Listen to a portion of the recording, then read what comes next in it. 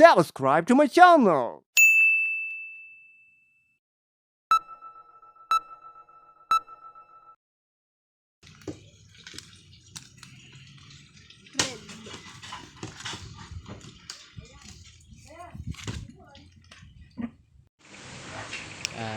Ngayon po mga ka-diary, sisilipin po natin yung mga alaga po natin.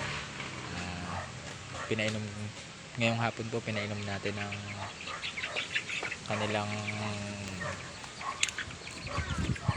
pampalusog na vitamins. Ito po, silipin po natin.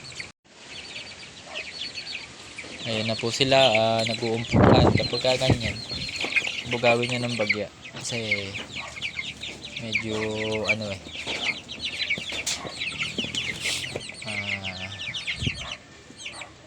masobrahan yung isa.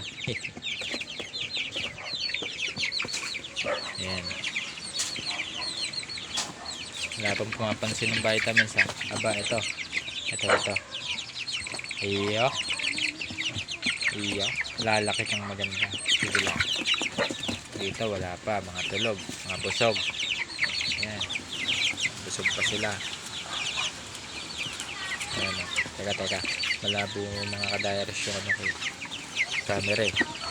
Ay, malabo pa din. Wait lang, malabo pa din, kaya mo na. Ayan, silipin nyo na ngayon. Ayan sila. Ayan. Ganyan lang mga ka-diaries yung gawain nating mga farmers. Yung mga yan, kahit mga nakaupo, alam naman natin na nagsisipag tuka-tuka pa yan, kaya kailangan laging may laman ang mga kanilang kakanin, mga kakainan. Mahalaga din dyan na iwasan na yung hindi sila lagi marubing. Kailangan narurubing natin sila, malaki man o maliit yung kanilang mga kulungan. Kailangan lagi po natin silang